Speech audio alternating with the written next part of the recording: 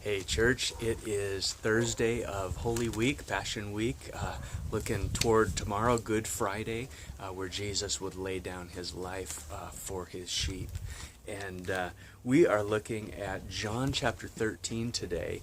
Is a passage that deals with the Last Supper, where Jesus gathered his disciples to for this final meal together. And I want to look specifically at what happened before the meal, as John records in John chapter 13. It says, "Now before the feast of the Passover, when Jesus knew that his hour had come to depart out of this world to the Father, having loved his own who were in the world, he loved them to the end. During supper, when the devil had already put it into the heart of Judas Iscariot, Simon's son, to betray him, Jesus, knowing that the Father had given all things into his hands, and that he had come from God and was going back to God, rose from supper. He laid aside his outer garments, and taking a towel, tied it around his waist. Then he poured water into a basin and began to wash the disciples' feet and to wipe them with the towel that was wrapped around him." This is probably the most menial task. This was something that even a Jewish servant would not be required to do. This was for Gentile servants only, slaves. This would typically happen before the meal. The host of the meal would arrange to have a slave wash the feet.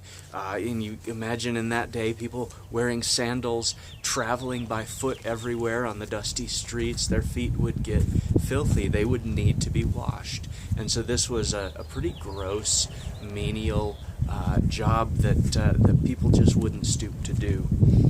And it may have been awkward at that Last Supper, people looking around going, "Oh, this hasn't been done, our feet are dirty, and who's going to do it?"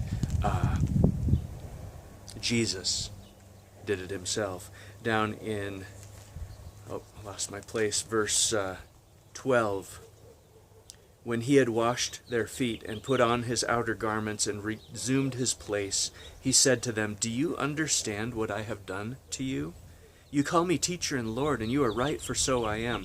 If I then, your Lord and teacher, have washed your feet, you also ought to wash one another's feet. For I have given you an example that you should also should do just as I have done to you. Truly, truly, I say to you, a servant is not greater than his master, nor is a messenger greater than the one who sent him. If you know these things, blessed are you if you do them.'"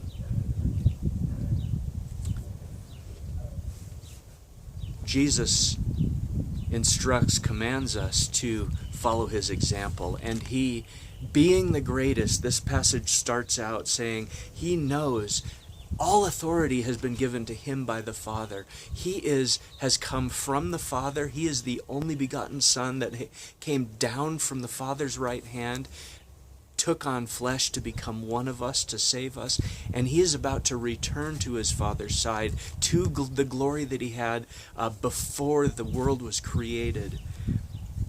And knowing all that, knowing his authority and who he was, his nature, he stooped to do the lowest thing, to serve and love others. It says he loved them to the end. Jesus was totally thinking of others, not himself.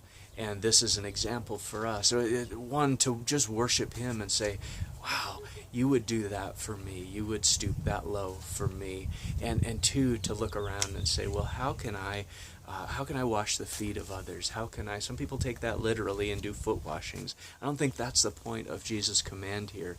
I think he's saying, stoop, humble yourself to do the lowly thing, to love and serve others in the menial things, in the down and dirty, nitty-gritty things of life. Serve others, love them, and be willing to humble yourself to serve others.